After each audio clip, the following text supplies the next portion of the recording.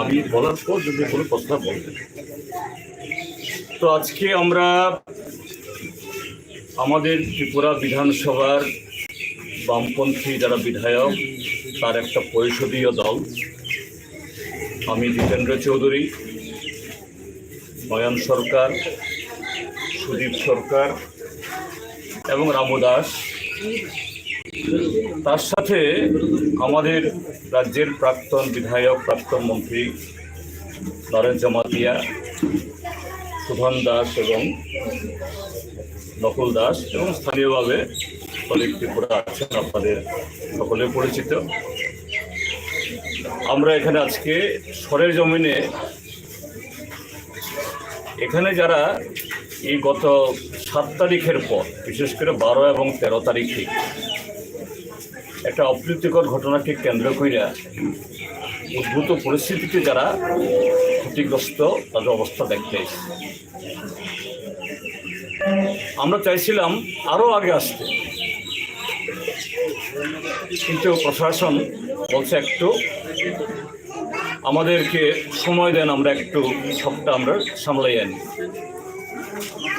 তারপর গত 22 তারিখে 22শে জুলাই আমরা জেলা শাসক বলেন স্যার আপনি যেতে পারেন, সেদিন আমরা আসি। কিন্তু অজ্ঞাত কারণে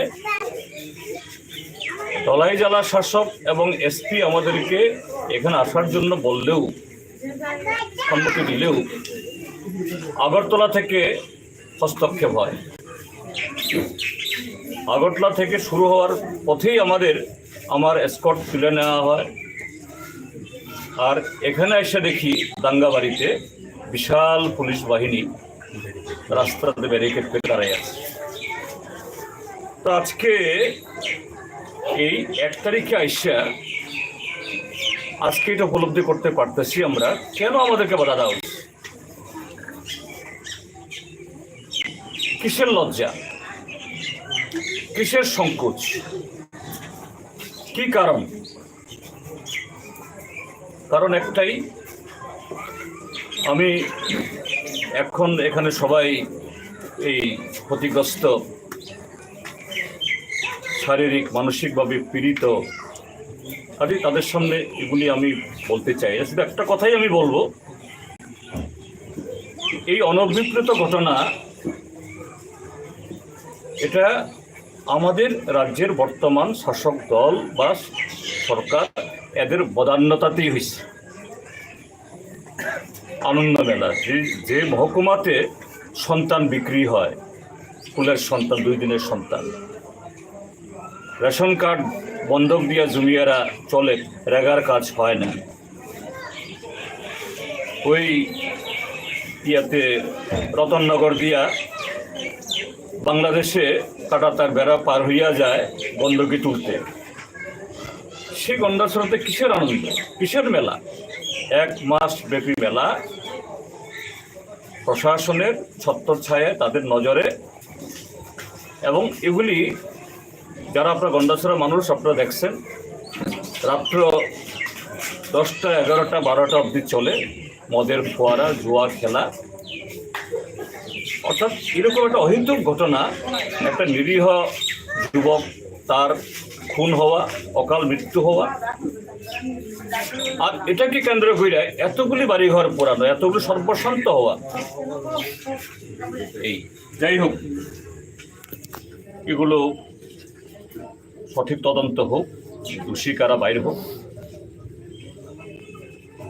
এটা সবাই আমরা চাই। কিন্তু আজকে এখানে মূল আমাদের বক্তব্য না, এখন এখানে শিবিরে কথা বলছি আমাদের মায়েদের, বোনেদের সাথে এবং বয়স্করা ছিলেন, তারা বলছেন 165 পরিবারের 4 শতাধিক মানুষ এই শিবিরে আছে।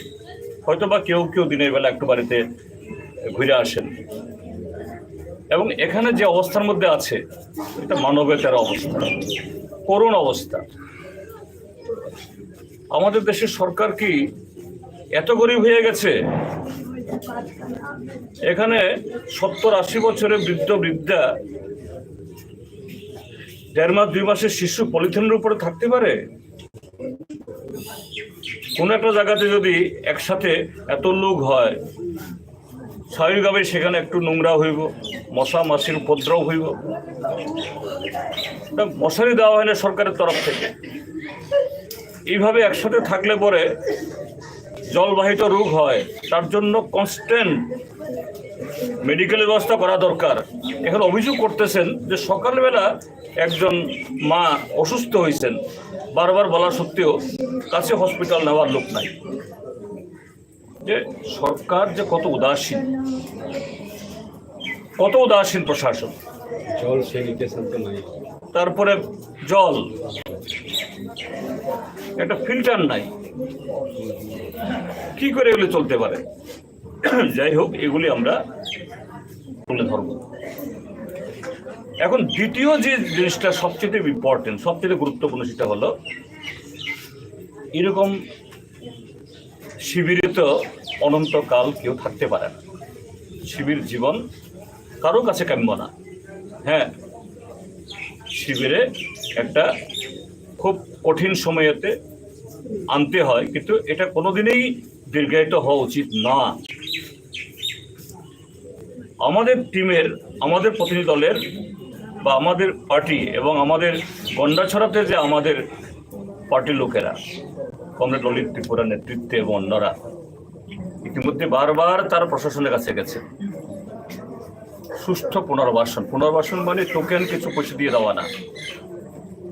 আমরা আজকে দেখে আইছি সেই 20 কার্ড, তারপরে 7 কার্ড নাকি জানি, 7 কার্ড, 12 কার্ড ইত্যাদি।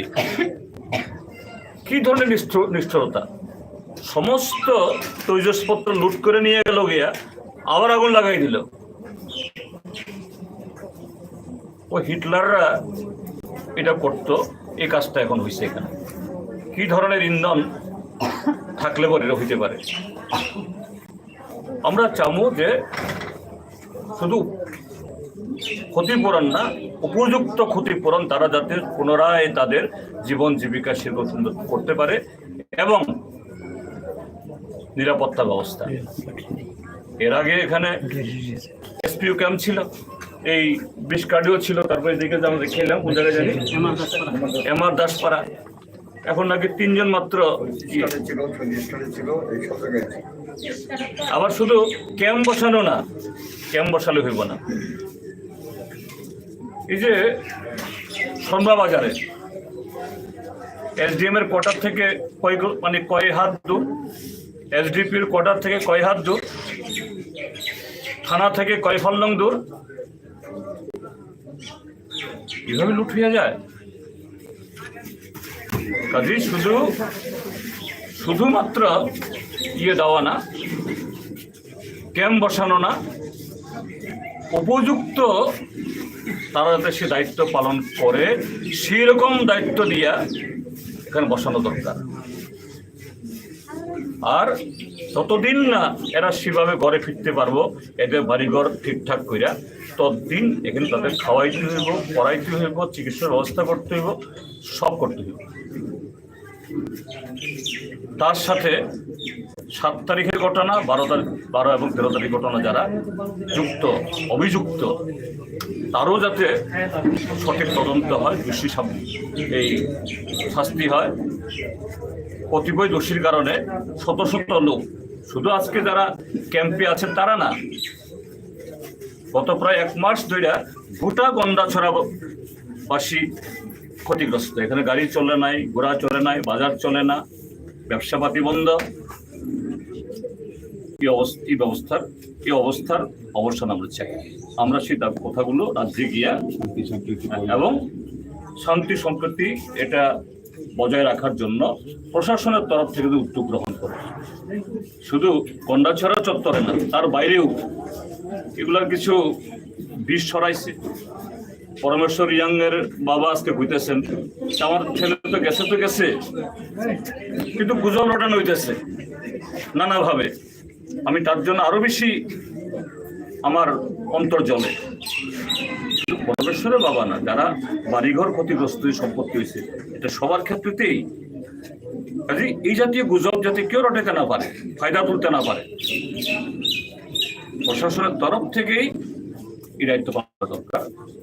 এবং আপনারা যারা মিডিয়ার লোক, আপনাদের কাছে আমাদের আবেদন থাকবো যে শান্তি সম্প্রীতির সপক্ষে এবং এই ক্ষতিগ্রস্ত দুস্থ মানুষ যাতে যত তাড়াতাড়ি সম্ভব তারা যার যার বাড়িগুলো যেতে পারে সে বাতাবরণ আপনারাও গড়ে তোলার ব্যবস্থা করুন।